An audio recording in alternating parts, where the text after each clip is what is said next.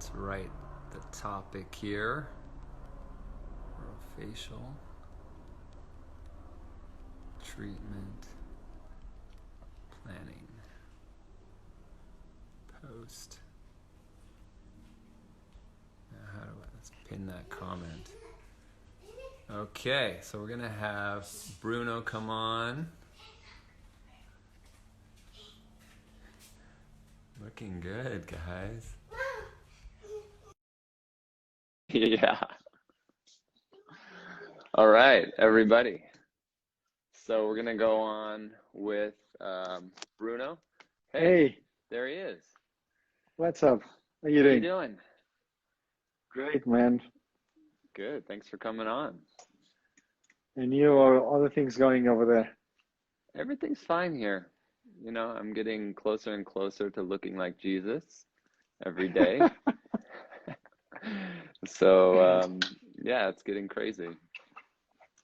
And how about over there? Everything is relaxed. You know, we're still in confinement. We Yeah. still have several, 3 weeks at least up front, and we don't have any idea when we will be able to practice. Yeah. And and don't even imagine in what conditions we will. Right. I'm, I'm a Yeah, bit that's the scared. second question.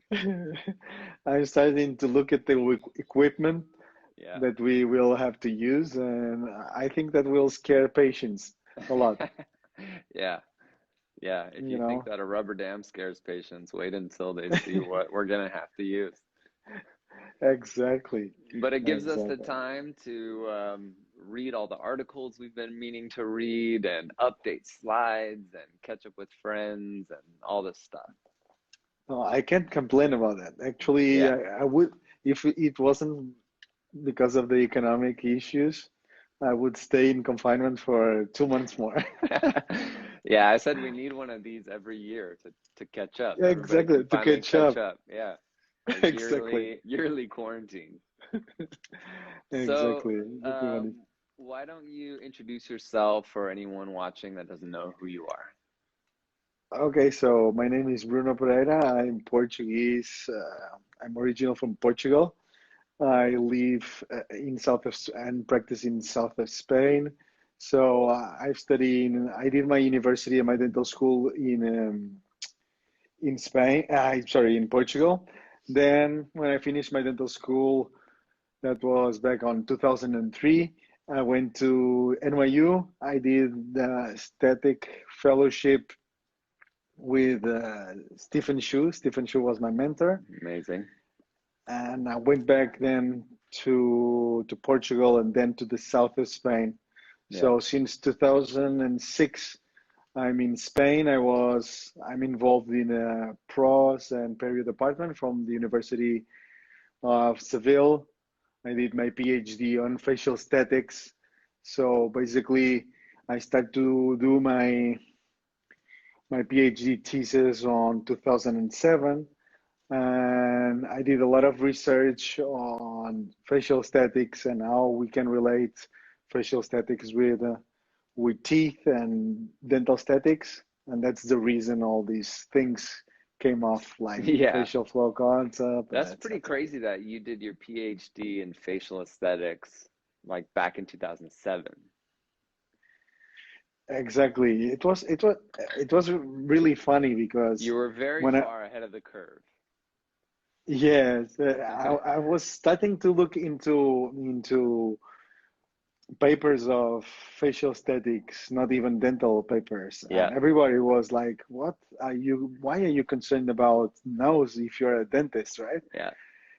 And but it's far away, and then you start to learn, and then I met Christian, and it was like connecting the dots, and finally I heard someone who making a lot of noise about facial aesthetics, Christian with facial integration, DST, and suddenly people start to look into my work, Yeah. and that was the big thing.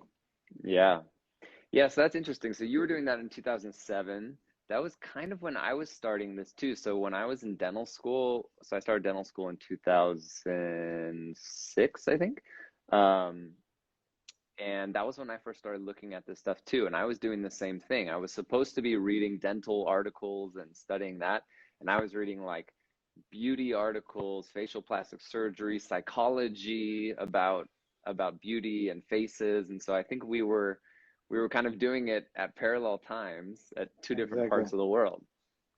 And then I think for me, I mean, you and I really clicked when we first met, I think immediately. And you were the only other person, the only other dentist, especially that I knew that was like obsessed with faces and had read all these crazy articles that have nothing to do with dentistry and the psychology behind it and why it may be important or not important. And so I think that was why we really clicked.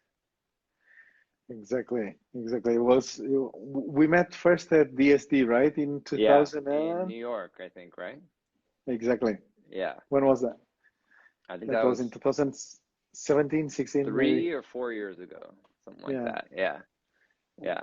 And then things really progressed. That was when we got our research group together. So me, you, Exactly. Eduardo Man, Christian, all together and started popping out articles. Exactly. So how are you using it now in your practice? Because you do like pros and you know, with Anna, you do periopros kind of stuff. How are you using it like on an everyday basis? Okay, so we opened the new practice. I'm practicing now in Marbella. We opened the practice 2 years ago, and the practice basically puts together periopros and also facial aesthetics. We have like some plastic surgeons coming on, like Javier Yeah. Gutierrez, and also someone who does Botox and fillers. So we are looking into a much more multi, or I would say holistic approach on facial aesthetics in our practice. Yeah. So we try to filter our patients with a first interview, looking a little bit what they are looking for, if they are looking to treat a specific issue in their mouth, for example, or if they want some holistic approach. Yeah. So basically, if the patient wants to, and the holistic approach in our clinic, it doesn't only include teeth, it goes beyond that, it goes into a facial analysis.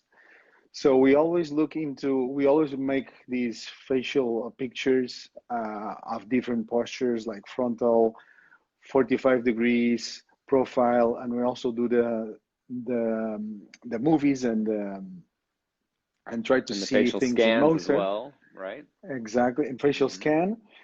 So basically, we look into that and do like a brief facial analysis that includes the facial flow. And basically, we start to look into it's like when patients come to improve the smile, we should look into their faces like a frame. Okay, so Right. if we look like a frame, like an artist look into a frame that has to paint, artist normal starts to paint without a frame. But think about if you're an artist and you have to paint something, but you already have a frame to paint on it. So that's Okay. our the dentists. We have our frame, which is the face, and we have to look into the quality and the harmony of the frame, which means the relationship in between the different facial structures and how they can relate with the teeth. So basically, if we find out that the frame can compromise our goals as aesthetic dental treatment, we basically go into multidisciplinary treatment by trying to improve, for example, the symmetries of the face with fillers, Botox, or even like a lip lift, or even a rhinoplasty with the Yeah. facial team here Mm-hmm. in Marbella. So basically, we start to look into the cases in this global approach where if the frame is not good enough, we approach the patients for To small possibly adjustment. adjust the frame. So let's go Exactly, back just a little bit for those of you that, because you mentioned facial flow, and I know you don't have time to go fully into it, but maybe you could give, you know, a few minute explanation of what facial flow is. If they follow me, they've seen me post about it all the time because it changed the way I looked at faces completely. And it it gave me so many answers that I had been having questions about for like a decade, or yeah, almost a decade. So real quickly, kind of discuss how you came to find this concept of facial flow and what it is. Okay, I'm going to try to resume as fast as possible, and also I think we should use some slides to Yeah. illustrate a little bit. Okay. So when we look into a face, we basically have to pick up some reference, right? We all need to look into the faces and pick up like line reference, planes, or whatever. So if we look into the face, we have, as a big structures, we have the eyes that line like the interpupillary line. We have the commissures, and we also have the facial midline. So these are probably the main horizontal and vertical main references, right? So everybody wants to look into this reference and try to make everything very symmetrical. So when we have patients that are with small asymmetries, this recipe of symmetry actually works, but the big majority of the patients don't have the interpupillary line parallel with the commissures. Yep. Because we have very asymmetric muscular activity. So in those kind of patients, we actually have to go a little bit further and try to understand a little bit about how our eyes perceive faces, right? So Yeah. we actually don't aim into the symmetry, but to the harmony of the face. So let me pick up here this, and let's see if you guys can look at this. 1 second, I'm going to show So for you those a little that bit. don't know, we published an article about the facial flow, I don't know when it was, a few years ago, and explained how Bruno really came up with this concept, and then with our team, I think we just refined it, but he'll go more into this. Okay, so the big majority, as I said, use, so the facial midline actually is quite important, is the main vertical reference line. And one of the reasons for that is the way that we perceive faces, the way we read faces. So whenever we stare at the face, the first structure that we stare is the eyes. And after that is we look into the mouth. Okay, and after that, we go into the nose. So basically, we read faces and we stare at faces and read them as a vertical scanner. We go into this movement that start in the eyes, go to the mouth, and then go back to the nose. So basically, think about these structures around this movement that can be involved.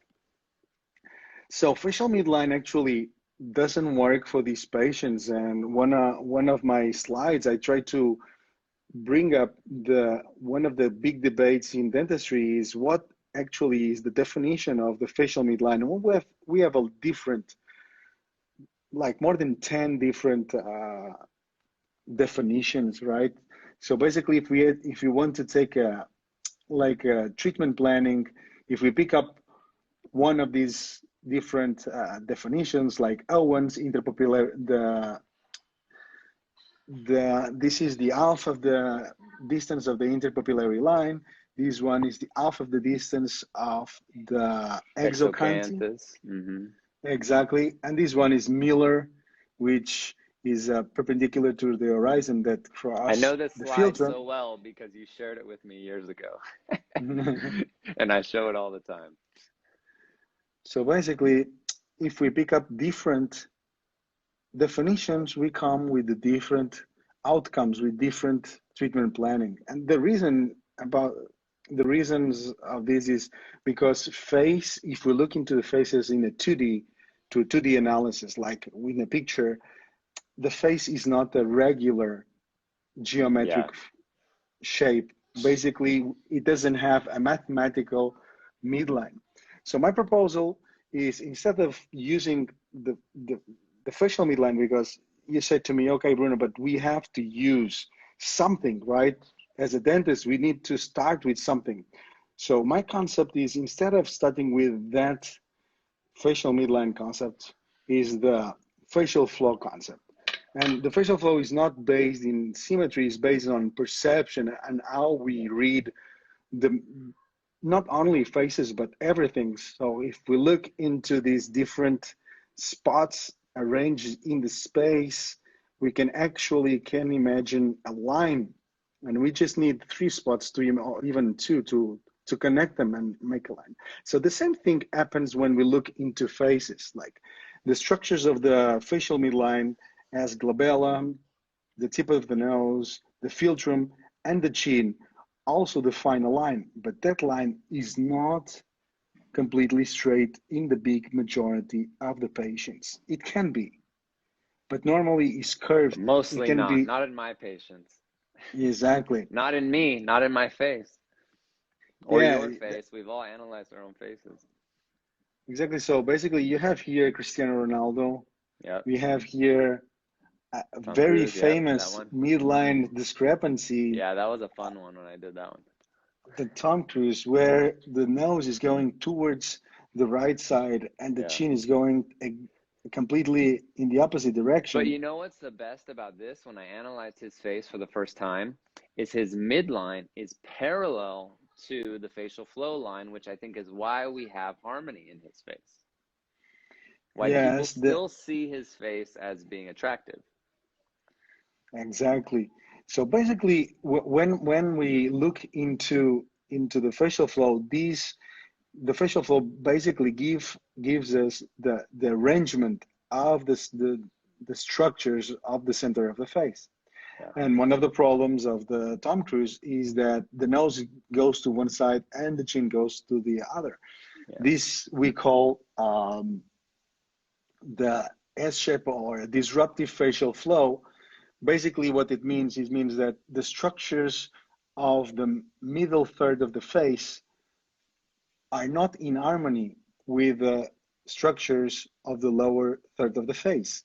Right. So we have like a discrepancy, we have a compromised patient. So if we go like this, we can have harmony with the lips, but yep, we cannot have harmony with the rest of the face. Okay, so this is our different patients to show that it can be a little bit more curved, less curved, because go to the left and goes to the right. And what is the clinical application for dentists about the facial flow is this. If we look at this patient and the facial flow is slightly going to the right, yeah, but our midline is going towards the left, so we have what we call visual tension. Visual tension. Mm-hmm. And this patient, we have exactly the opposite. Actually, we have a midline cant, which by the big majority of the authors is something completely unacceptable. So my point here, it depends. And in this case, it flows with the face. Basically, it follows the facial flow and it's not so critical. Yeah. Okay, so basically that's the concept. Okay. Yeah, one thing I think that you mentioned that's really important is that it's like the slide where you have all the points, and it's like a feeling, and it's not a very measurable thing. I think that was something that you and I and Christian and Idu all realized when we started analyzing face after face after face, is it's a feeling, and then you have to go small and make the points and measure everything. And I think that's what's so hard about this concept with most dentists, is that us dentists, we like to measure things, we like to have exact measurements, and when we have something that is like a feeling, it's very uncomfortable for us. Yes, I have a suggestion for that, Carl, that we didn't have the chance to look to be together after that. So my suggestion here is we should incorporate another another picture into the facial flow analysis, which is this one. Okay, so 12 o'clock? for the 12 o'clock Yeah. picture. So this picture makes everything much, much more easier to understand what's the facial flow is Yeah. about. Mm-hmm. Can you turn off? People are Yeah. asking for turn off the. Yeah, let So me do it again. and then you can turn it again because Yeah. it's just to see. Okay, so for the people who are seeing me, I think for sometimes when you look from the frontal perspective, it's really difficult to understand where's the chin is going. Nose is Yeah. quite simple, but Yeah. if you look from here, you can actually see the tip very well, where the tip of the chin is going. And also, we normally have one ramus a little bit longer than the other one. Longer, yeah. So, and when we look the nose from this perspective, we actually can see sometimes it goes this way and then ends up towards the other way. Yeah, you get the banana shape. So that's why I'm dividing now the facial concept into different steps. Okay, so we have step one, which is the picture of the natural head position for the 12 o'clock, and then for the frontal. So I think that makes everything much easier for the people who are not used to it. Makes things more clear. But as you said, it's not like something completely that you can trace with a ruler. Right. It's much more about feeling where the structures are going and have like the sense of harmony instead of the. Yeah, and I think something that we should be really particular about is the fact that a lot of people, you know, when I first posted this years ago, a lot of people messaged me and said, yeah, but what if something's wrong with the patient? What if something's wrong with their posture and this and that? And I think something that we need to be specific about is we're all about fixing things, right? So like if something's wrong with their posture or it's airway, yeah, of course we want to fix that. But oftentimes patients aren't willing to make those changes. They may have a big, you know, orthognathic problem, but they're not willing to make those changes. So when we have something that isn't this ideal, right, perpendicular, parallel, symmetrical face, we need to know how to design smiles in really a real world situation. Exactly, Kyle. So basically is that situation when you have to have a conversation to the patient that, listen, I think that you might want to have orthognathic surgery or rhinoplasty, but if you don't want, I just want to make sure that, okay, we are going to adapt. So facial flow actually can give you that analysis. So to see, okay, what are the different disciplines or the different specialists that can be involved in this case if we are going to a full or holistic approach, or as a dentist, if I want to work with this frame, where I should go, what are my limitations, how can I best adapt to this situation, respecting the arrangement of the different facial structures, so we end up with a nice smile in harmony with the face. Yeah, and I think another thing that we have always been trying to push is communication with all medical specialties, anybody that's dealing with the face. So what does Najat say? What if Kyle combs his beard to the left? Do we ignore the flow? That's a good point. Matt, you bastard. My partner, we always troll each other on our lives. That's just kind of our thing. That's normal here too, don't worry. What I was saying was, like, so if you're designing a smile, we may do some, you know, a beautiful smile design, finish veneers or implants or whatever, and then the patient goes and has a rhinoplasty afterwards. And then that throws off what we just did, what they just spent the time on. So I think it's nice that we have a few teams now that are working in like a full facial aesthetic way, so that we're not tugging against each other. And this was always what I found with the lip lift, was we had plastic surgeons or dermatologists or nurses or somebody injecting lips, and lips would get longer, and then doctors or dentists would make teeth longer, and then lips would get longer and teeth would get longer. And after a And there while you you have go. these crazy, like maxillary excess looking patients. But it's just getting this idea out that we need to work in a team. And, if you do something on the face, that's going to affect how the rest of the face is perceived. Exactly. I had a really nice conversation with Ben Talay in last Monday, and Yeah. actually he was talking about the rhinoplasty and saying that sometimes it's not even recommendable to put the nose in the center of the face because the Wow. rest of the you're not changing the rest of the face. So Yeah. the facial flow concept also applies to them in their own speciality. And And we that's all, crazy to all think about, right? If you tell a patient, like, no, your nose shouldn't be in the center of your face, they're going to think you're insane. exactly, because we cannot look like robots, like completely Yeah. symmetric, right? Yeah. It's like Well, and you bring up in your presentations how when you take someone's face and you flip it, usually they don't look as attractive and they look really kind of weird. weird, yes. And I think there One was of the some, go ahead. explanations for that is that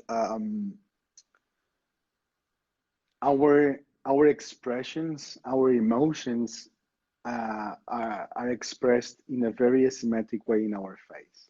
Actually, to be considered that you are expressing naturally an emotion, it has to be asymmetric. So actually, they see this in the actors when they are Interesting. representing.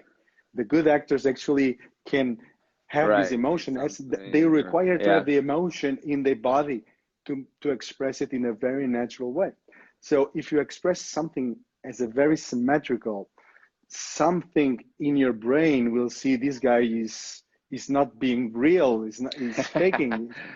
Yeah, it's nice. Right. So you have that also that sensation when you look into these chimeras. That's the name. When you flip a face into the half and you look into them, they look like robots with no life at all. Yeah, and I think that's something that I love how you say it, and I can't remember exactly what you say, but something like symmetry is the norm, not the exception, or something like this. Or sorry, As asymmetry is the norm, not the is the exception. rule, The rule, yes. not the exception. Exactly. Yeah, it's so true because none of us are perfectly symmetrical. Some people are kind of symmetrical. And I remember when I was first reading articles 10 years ago, people, or I guess that was more, I guess that was like 13 years ago, there were some plastic surgery articles and even psychology articles that were saying, symmetry is more beautiful. And I don't know if necessarily that's true because very rarely do you have that. So how do you even know that's more true? And when you look at the most beautiful people in the world, I mean, like you look at, let's say, Angelina Jolie or something, people talk about her being very beautiful. She's not symmetrical. Uh, there's no one symmetrical, Yeah. actually. But there's like kind of two schools, like in occlusion, right? There's Yeah. in occlusion, there's more than that. Yeah. But regarding symmetry, there are like two big researchers or two big trends. One of them say that it's symmetry. Some of them say that it's not symmetry. There's some characteristics that might attract us. I would say that we, for sure, we're not attracted to something that is very Grossly asymmetric. asymmetrical. Yeah, because Yeah, that kind of goes back, how I talk about that is that goes back to, the mating, let's say, and you may not want to procreate with someone who may have some kind of medical problem that would not allow them to procreate, basically. You know, they exactly. they may have a big cancer or they may have some growth defect, but yeah, I think that goes back to kind of evolutionary thinking, right? Exactly, like disease and there's a lot of research on that. And one of the nice things that I also read about it is the name the name of the spots that you have in your skin, right? So in Weeks, German, Okay, yeah, like a Okay, in freckle. German, like a freckle, yes, these Yeah, small okay. spots that you have. In German, they called the the the translation, like the beauty spots that they call, Yeah. are the same thing as asymmetric spots. So Ah, basically, interesting. what they that's very interesting. Yeah, Yeah, beauty is asymmetrical. exactly. I like what you said about you seem more human and more natural when you make expressions that are asymmetrical. That's really interesting. And this goes. You have a case that you show where you did two central. Well, you did I think a bunch of different veneers, but two central incisors, and you duplicated them to where you did them exact mirror images, and then you did them where they were a little bit off, which was from a natural library, right? And actually the Yes, patient preferred the one that was non-symmetrical. exactly. Yeah. Those that brings us to that concept of perfect imperfections, Mm-hmm. and that's why it's so important to incorporate these natural libraries, as you said, with these imperfections, which actually they are not, even centrals are not symmetric.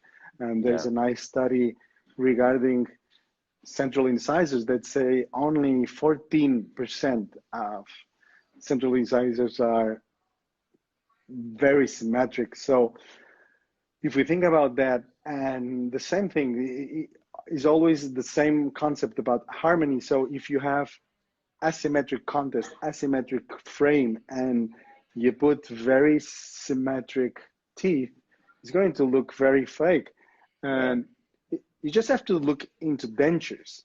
Yep. Dentures are the only thing that now with digital we can do symmetric teeth, print Yeah. them. But in the story of dentistry, we only could make something like completely symmetric in a denture, and actually Mm-hmm. they are completely symmetric teeth.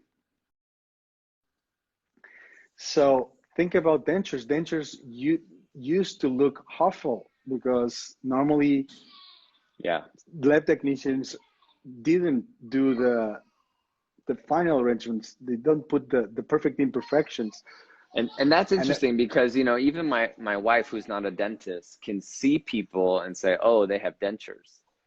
And so that's like an innate feeling that we have, right? She's not a exactly. dentist. I mean, she's seen lectures and stuff, but she can look at people and say, oh, I think they have a denture. So someone brings up a good point, and I get this question all the time. So I'll answer this, and then you can answer it afterwards. How can you build science around facial beauty if the idea of what's beautiful changes across cultures and time? It's like the goalpost is always moving. Genuine question, not challenging. So the first thing that I would talk about is, I think, Stephen Marquardt's study that he took, I think it was 20 different female faces and took them around the world. It was like to 30 or 40 different countries. He was in tribes in Africa, and he was in Europe, and he was in Asia, and he was in South America. And it was like 90% of the time they were rated in the same order of beauty.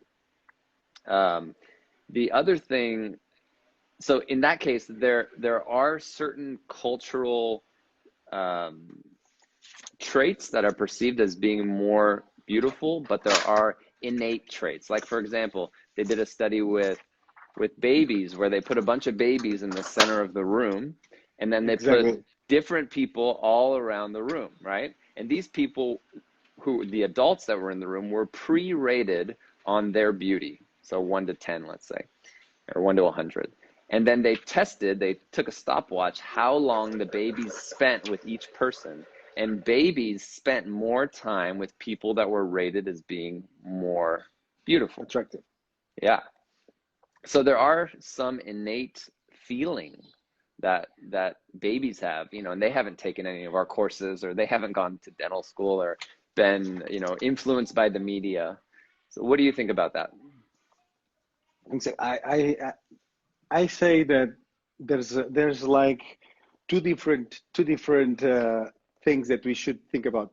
We definitely born with this, with some kind of universal sense of beauty. Yeah. And there's another thing then. There's another thing that is the trend, that is the fashion that we, and also think about this fashion with something that it's temporal, it's related with time, but also Yeah. with culture and with the geography. Yeah. So basically we are influenced with different factors, but definitely there's proof in research that we were born with some kind of sense of beauty and harmony. As you said, the study of the kids. There's another one which is really interesting. So basically, they pick up like Japanese or Asians, and they try and they put these different faces of Japanese and Asians to Europeans, Mm-hmm. and actually there Oh, I was remember more. this. I remember the study, right? Keep going. Do you remember that? Yeah. So basically, we have more coincidence.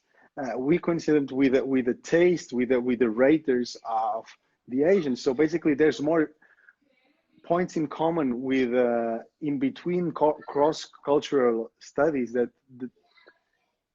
differences actually. Yeah. And I think there's some traits that we look into faces, and basically we can recognize them. Yeah. And this also related what we said before about healthy, about proportions, etc. Going back to kind of evolutionary thought. Yeah. So I've posted some photos with Disney characters and showing how in certain like Disney animators, whether they're doing it on purpose or not, really understand faces. They know how to make people look sinister. They know how to make people look goofy. They know how to make people look beautiful, friendly, wide open eyes, smiling, et cetera, masculine, feminine. And so there are these innate traits, I think, that we have. So Ali Afshar was asking a question. Do you usually split the difference when designing occlusal planes in asymmetric smiles, facial flow issues? What's your answer to that? Okay, that brings us to the second part of the facial flow. So facial flow, initially the concept is about the vertical movement, but we also have to look into the aligning horizontal. the facial flow, basically first. Finding where it is, and then thinking where the smile goes in relation to that, right? Exactly. So if the question is about the occlusal plane, there's let's say in this. Let me show you something. I think it's going to be easier. I guess we should say first too that we're working on an article to explain this better. So coming soon. Let me show you some pictures, which is, think about this, okay? Think about this case and look at her. She has the facial flow going towards the right, and the commissures are going towards the left. Yeah. That's creating a lot of tension over there. So basically, we want here, since the occlusal plane is following the facial flow, actually, what we want here is to change the commissures by using Botox or something. Yeah. But definitely, if you have like occlusal plane that's going against the facial flow, you will probably have some tension that would not look very good. And you have to think about how you bring up a good that. point. You could bring up a good point with the last patient, and it kind of goes back to some of our colleagues that we've been working with on some of these concepts, is like what Altamiro does in Brazil, our friend Altamiro Flavio. Things that I kind of thought, as a dentist, like, you can't adjust the commissures. That's just where they are, And then when you see Altamiro do things where, things were uneven, he makes them even, or he brings one up higher, or he brings one lower to match. You can have really minimally invasive ways that oftentimes as dentists, we would change the teeth, or we change the jaw, or we do something. You can have something that's very, what's the word I'm looking for? I can't think, like Botox, to where it just goes away. But something that is non-invasive, let's say, or minimally invasive, that can fix big harmony problems. Exactly. And I think Completely. when we first started this, I think the idea was like, let's go with the flow, we say, right? Okay, let's go with the flow. Let's see what we can do with the smile to make it fit the face as best as possible. But then when you start adding in orthodontic, Botox and fillers, rhinoplasty, plastic surgery, you can really have, like you said, the artist has a puzzle. Each piece of the puzzle, the eyebrows are a piece, the nose is a piece, the maxilla is a piece, lower jaw, cheeks, I mean, everything, commissures are a piece. And the hardest part I think that we've had when we first started doing this concept was integrating the horizontal with the vertical. We got pretty good at finding the vertical, right? And then we started realizing how many horizontal reference points we have, right? You've got the tips of the canines, you've got the commissures, you've got the nose, you've got the bottom of the ears, you've got, eyebrows, exocanthus, so many horizontal reference points, and trying to manage that on an asymmetric patient is really difficult. It's difficult. I think we should think about the facial flow as a concept, open concept where we can design as much reference as we want, Right. like open to any speciality, and basically with a basic principle, which is, if you're going to following the flow is going to be in harmony, so you can you can print a picture and you can design, basically trace the facial flow, and then you can pick up two pens, one green and another one red. So put on green whatever reference points towards the direction of the facial flow, and paint with red every reference or every line that goes against it, and you start to see which is in harmony, which is creating some tension, where actually want to go. And answering a little bit more about when you have incisal cans, you have to think about that the closest frame to the teeth are the lips. So think about that. You want to make your incisal plane parallel to the lips. But if the lips are not following the facial flow as you saw in the other case, you're going to have an issue. So basically, it's like putting all these pieces together, as Kyle said, in harmony. With the less invasive treatment that you can find. And there's, our team has done studies on that, looking at if there's let's say a maxillary can or an incisal can in relation to the lips or in relation to the rest of the face. We actually want to match it to the lips. We want that immediate frame to be in harmony. And then if possible, if you can get that frame into harmony with the rest of the face, then everything will flow in the same way. So I know you're doing a lot with facial scanners now, and you love the aft scanner, right? The AFT. Yes, the AFT is using Bellus.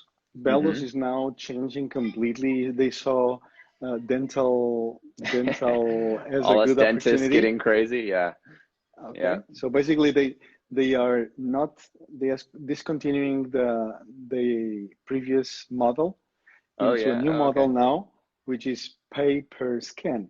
But it changed a lot when you look into facial scanners, if that was your question, because you're looking into volumes.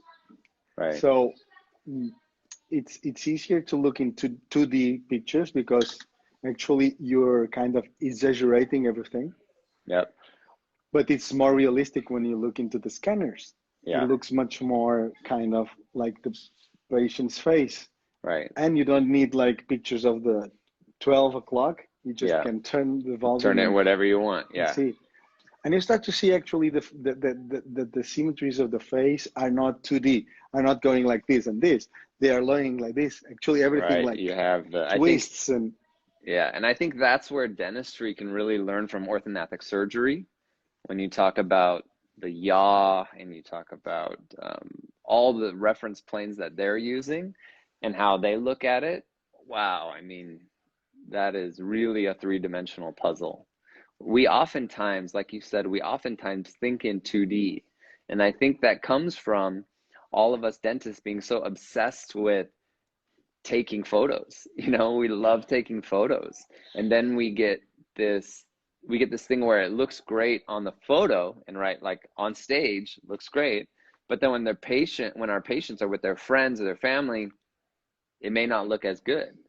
And that's where I Exactly. think all the three-dimensional technology is really going to change this, because dentists are going to start thinking more like orthodontic surgeons in the puzzle.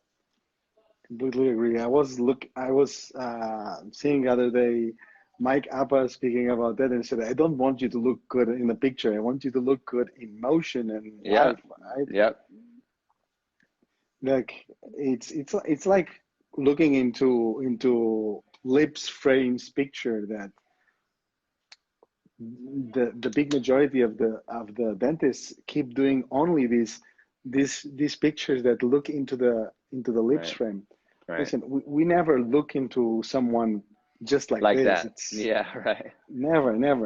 You can Yeah. only see that in advertisements of toothpaste or something like that, Right.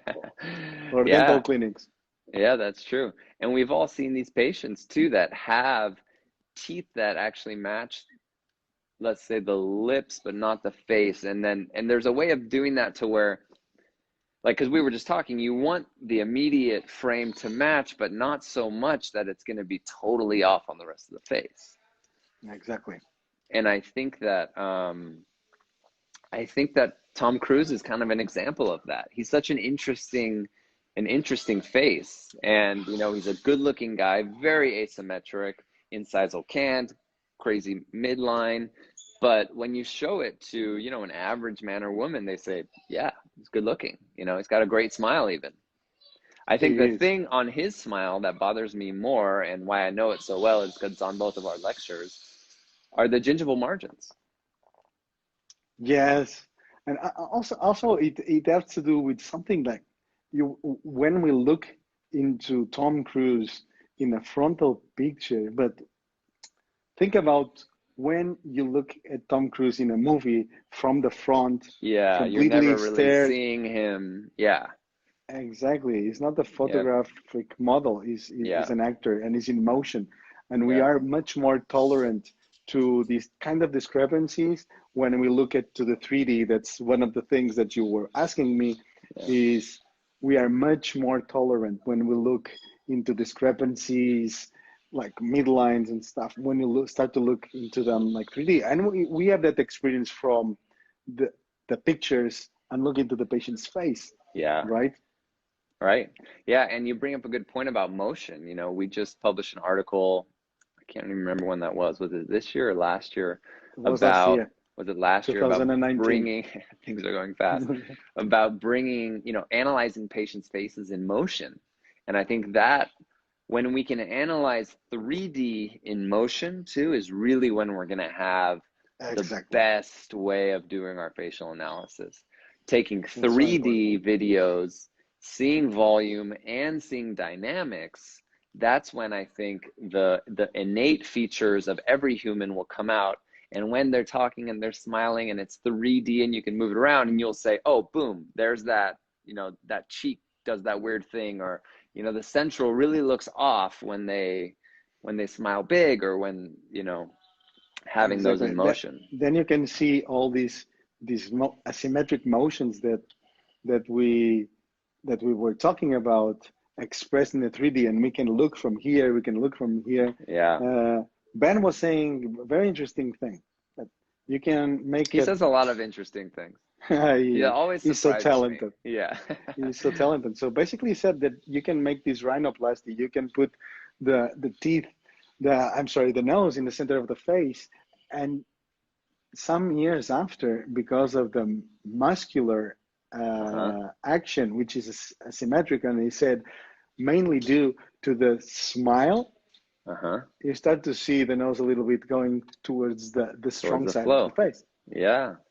Yeah, that's such an interesting thing too with the facial flow, is the musculature and growth, how it happens. Like, and we don't know this, I don't think this is true, but maybe we start off more symmetrical, and as we age and grow and muscles start to pull on things, it goes more. Now, I've looked at my son who's 3, and he's already very asymmetrical, but it's so, you know, it makes him more human, right?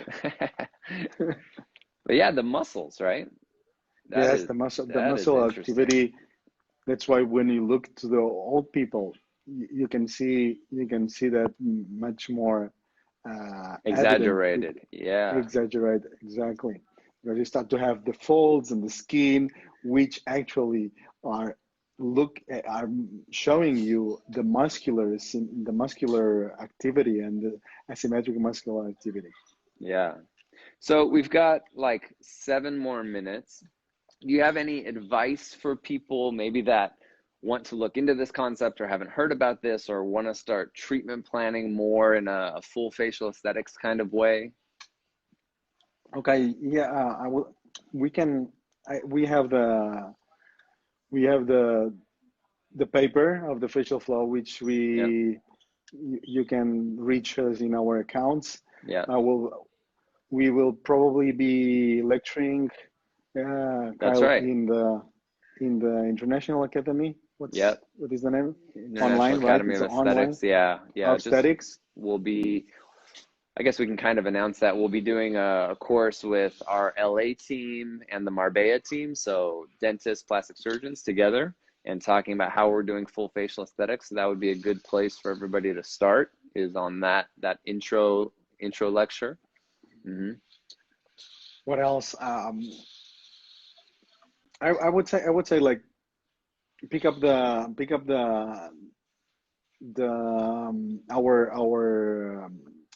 Instagram. Text us if you want to have the PDF. Yeah. Or else you can follow us. I normally do some seminars on this, some in English.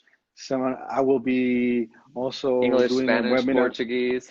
Yes. Pick your language. With Federico, and we will probably learn more about this because we published the first article about this, but we are evolving the concept and make it more simple to the doctors that are not so used to use this kind of concept. Yeah. What else? And would you recommend that dentists start getting into 3D now, start doing facial scans so that they can really be on the forefront when we get to that point when we have dynamic 3D analysis? I would say let's say this for those who have iPhone 10, you all have facial scans in your phones that you can scan the face and you can see them in your phones. You cannot export them without paying, but you can train your eyes. But I would say that if you do like nice pictures, frontal pictures, 12 o'clock pictures, and videos, you have pretty much a good idea of this. I think because that's what our team did, right? Remember when we were first starting this, we had like a PDF or a keynote of like 20, 25 different faces, and we all went through and analyzed them. And then we went back and said, wait, you said that, you know, the chin went this way, and I said the chin went this way. And we had these discussions. Oh, the ramus is longer on that side. Okay, I see why. And like you said, it trained our eye to where now I think we can look at a patient and immediately kind of know. And it's just like anything. It's just, you have to start looking at it. And a really good thing with me was analyzing my own face. And when we analyze all of our faces from our research project, I think that was really interesting. And I always show that in my lectures when I talk about oral facial analysis. So you start picking people that are close to you that you know their faces well, and then you analyze their face with a facial flow model. Yes, try to look into the faces, trace lines. It's good to trace even straight lines, and then trace the facial flow. Pick up one point here in the middle, the tip of the nose, the tip of the philtron, and try to figure out where is the chin going. If you have doubts, don't forget to do the 12 o'clock picture, and then try to design, and then it will be a learning process, but you will start to understand more things that are going on. Maybe the cases that you have more doubts and more difficulties will be also the most difficult cases. Yeah. Yeah, because we still have cases that we talk about with our group and we're like, gosh, what do we do here? You know, they're hard. Well, Bruno, thanks for coming on. I think this is really helpful Thank you, for a Kyle. lot of people. You know, like I said, you changed the way that I treatment plan, that I look at faces. I mean, you changed everything for me. So I thank you for opening that up and being a good friend over the last few years. And Thank hope to you. see you in Thank you. Marbella Thank you for sometime having soon. you. Do we have like 2 minutes? There's someone that Yeah. asking for a natural head position, and I Yeah, go will ahead. start. Go ahead. Go ahead. I Let think me we've try got, to yeah, about answer. 2 So, minutes natural head before position, you Instagram can cuts make us it. off. We can always come back too. But we yeah. can make it seated or stand up. I would recommend to do is stand up. So basically, try to have the patient in the front of the mirror. That's the ideal. If you don't have a mirror, put like a post-it in the wall of the front and try to have the patient look into into the horizon. And after that, patient will have to have the feet with the width of the ankles. Okay, stand up, shoulders straight.